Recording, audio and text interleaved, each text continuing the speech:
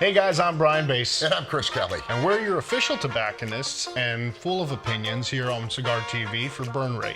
And today, Chris, we got a very, very special cigar. It's so special that we almost know nothing about it. It definitely falls into the unicorn category, and this one is going to challenge us like no tomorrow. Right. So this is the Arturo Fuente Don Carlos Sangre De Toro. This, to what we do know, we know very, very little. I believe we were told there's two sizes. I'm assuming this is the Toro. I don't know what the other size was, but I'm assuming it might be a Robusto or something like that. We know that it has a Mexican San Andreas wrapper, Dominican filler, Dominican binder, and that's about it. I'm guessing 50 by 6. That's kind of my guess just from rolling it around in my hand. We've got a lot of age on this tobacco. We have to, and that's one of the things you and I have been talking about, because I'm trying to figure out significance. You even brought up, there's even micro lettering here. There's a lot of information going on just on this band. Obviously you have the Arturo Fuente signet here, Don Carlos under that. You have the Fuente underneath that. You have here Sangre De Toro on the secondary band. It says Don Carlos. It has his signature. Our father, our friend, our hero, Arturo Fuente. And of course it's signed by Carlito behind it. So we have a limited edition, and we also have the first time that I'm aware of that Fuente is ever brought out to the market a Maduro cigar.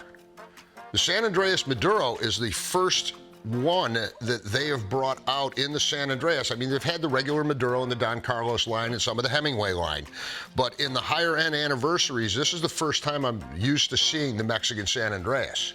Now I'm trying to figure out, now 1976, what did we say? That was the birthday of Don Carlos? Yes.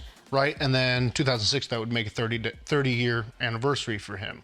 This is 2025, we're going into 2026. That would be 50 years if I can do math, right? Yep. Okay, so now, again, I'm kind of just spitballing here because we haven't really been given any kind of information on it, but this is almost a 50th anniversary edition, if I had to guess. And that is a definite possibility of it. The other option is, and we can go back to when Fuente brought out their 100-year anniversary, which actually came out in, I believe, the 105th year, because Carlito says it wasn't ready yet. These could have been for the 30th and been sitting in a cabinet in cedar in the aging room for that time, and to be honest with Carlito, it wouldn't shock me. We are going to be the first people to be able to smoke this on a television show. It's almost like we should, because it's brand new to us. It's technically so brand new, it's not even on the market yet. No retailers, to my knowledge, have this cigar yet. We're the first, as you said, to have this and to be able to experience this, other than probably Carlito and his family. You could call the band busy, and I probably wouldn't fault anybody for that, but I will go to what's on it is functional, and it's talking about the family, it's talking about the history. I mean, everything that's behind the Don Carlos. And then with the 76 to 206, it's the Fuente Opus X symbol to it. So everything is tied into the family and to everything this family is known for. So even though you could say it's a little busy, to me, it just gives you the entire history of the Don Carlos brand, and I think it's absolutely fantastic. It's gorgeous. Busy or not, it is absolutely gorgeous and very much purposeful. Everything they did here was on purpose, and you can tell that in the art. We're gonna talk way too much about this. We're gonna end up talking more than we're actually gonna be spending time smoking it. So why don't we get into the cut and the light and actually enjoy and experience this very special cigar. Let's do it.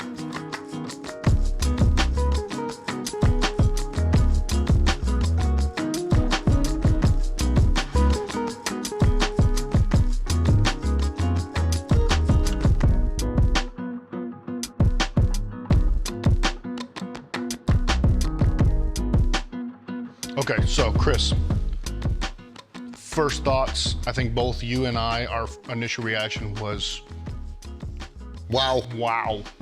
This is definitely some seriously old age tobacco. Pulling stuff out of here, there's a few easy notes going in. I mean, obviously the fruit, the cherry coming in, I'm getting a little bit of that cocoa note off of the wrapper, but this is married so well that everything is just, I mean, the orchestra didn't bother warming up. It just started playing. And I'm so much so to where I can't really distinguish. There's not a hard line between the leather cocoa of the Mexican San Andreas and the earthy tones and cedar from the Dominican. It is all playing together. It's all gorgeous. And I got cherries as well. I had said before on the note, I got a lot of cedar. I'm still getting some of that through the draw. I did a cold draw before we lit it up, and first thing I got was port, like a nice sweet port, and definitely cherries.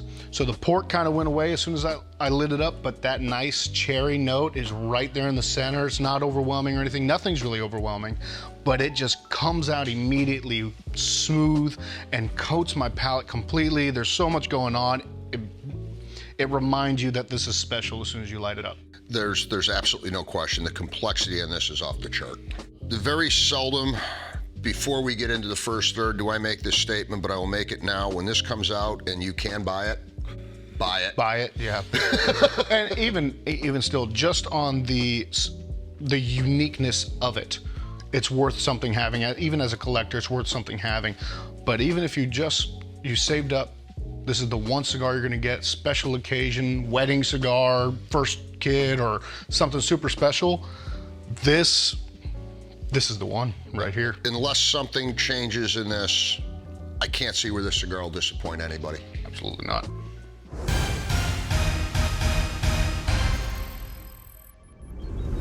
So we had a source send us a picture of 5 sizes, I guess, that they're gonna come out with. It's a Raging Bull, Robusto, Invincible, Sangre de Bestia, and Undefeated. So you got 4 parejos and you got 1 torpedo. And for them to come out not with just one line like this, but with 5 vitolas in order to enjoy this, you're gonna have to get all 5. I did a little bit of investigation through my sources, who basically said, don't use my name, but we don't know anything about it. How did you get this? It's like any other cigar. You're almost there, past that first inch or so. Once I get there, we're gonna do our first retro hail and get into the first third of the cigar. Want to? Sounds great.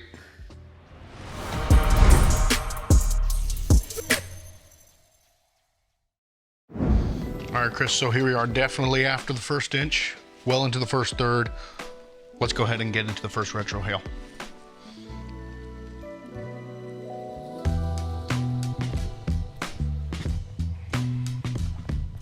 The cherry note on the initial light is still hanging there. Very much muted, but it's still there. Nutty flavor for me is coming through hard. I want to say almonds or cashews, but I'm not hard on either way. Definitely a nutty note, creamy. That leather, you made a comment earlier. It's distinct but smooth. It's distinct but subtle.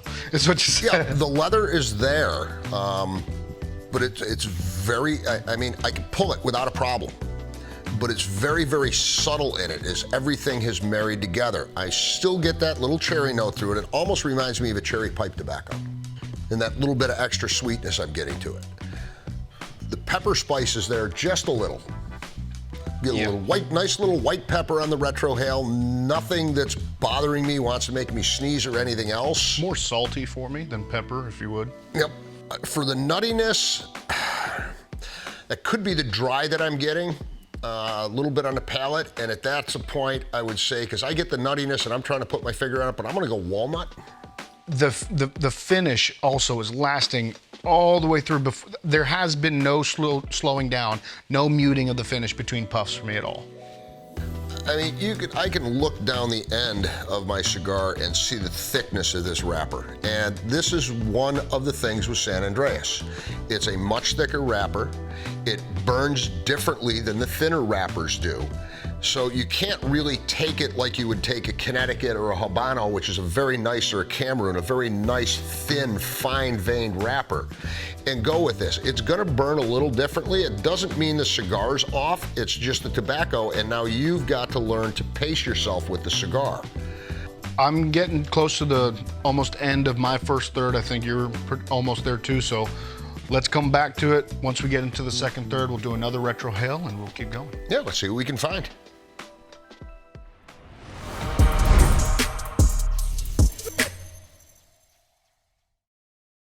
All right, Chris, so we're definitely in the second third now. Let's go for the second retrohale.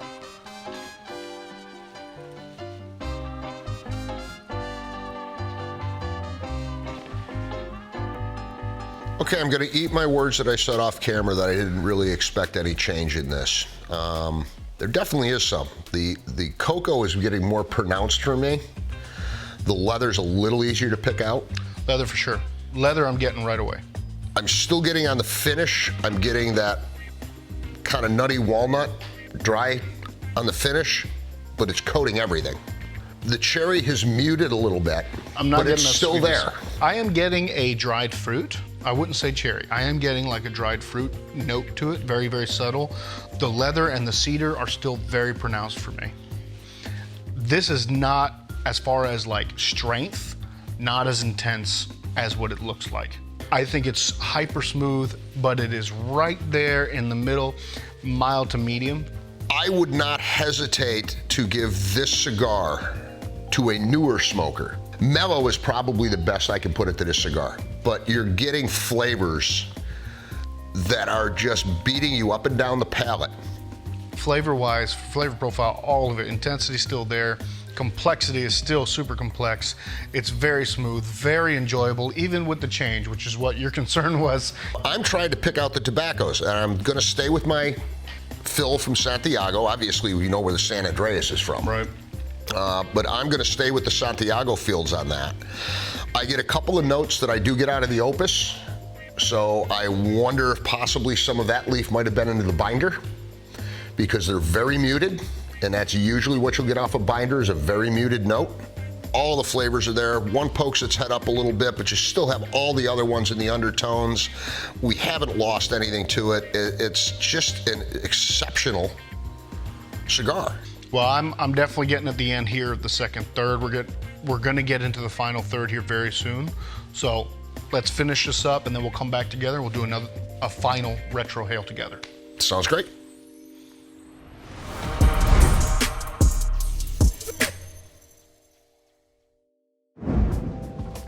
All right, Chris, so here we are, final third. Let's do the final retrohale.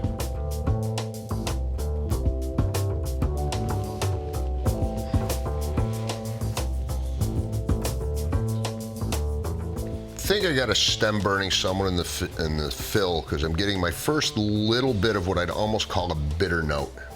On this retrohale, I'm picking up a lot of grass. Those dark leather cocoa notes are very much in the background now. The cherry and the dried fruit has very much muted. It is really just that cedar, grass, a little bit of hay. I mean, that would be great for cigars if that's all they tasted like the entire cigar. I'm still getting the leather, a nice white pepper note still. It's definitely a little muted. To me, it's definitely more grass. Definitely getting a lot more earthy tones right now. Lighter, earthy tones.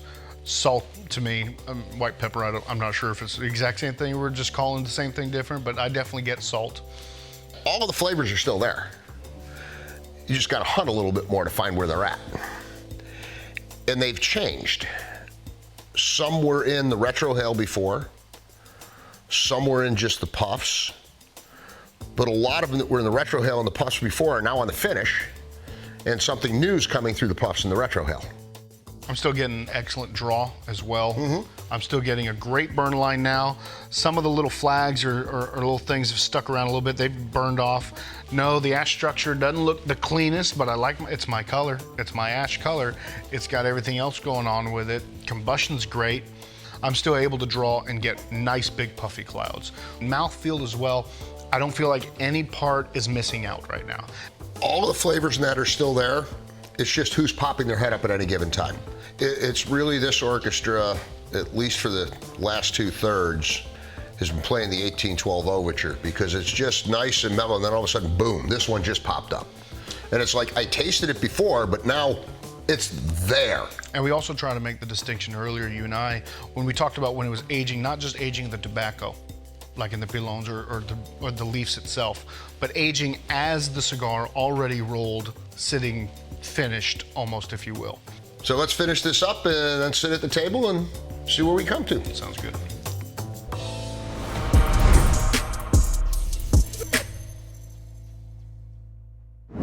So, Chris, to round this out, I mean, just to reiterate, one of the biggest reasons we decided not to rate this was because I don't think it was going to be necessarily fair for the consumer to have a rating of a cigar that they're not going to see for some time. We have no idea when it's going to come out, if it's going to be this Vitola, if it's going to come in all 5, or how they're going to do any of that.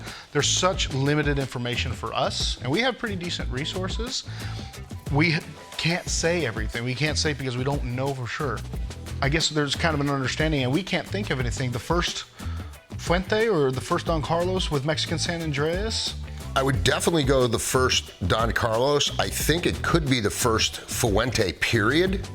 To the best of my knowledge, in their other Maduro line, everything is Connecticut broadleaf Maduro. So this would be the first San Andreas that would be publicly available, I believe, on any Fuente. Now, again, I could be proven wrong. Right. Something might have got snuck through, but I don't remember one with the Mexican San Andreas, and I'm pretty good with the flavors. I believe most of them are broadleaf. It's an incredible stick, but again, as you said, we have such limited information.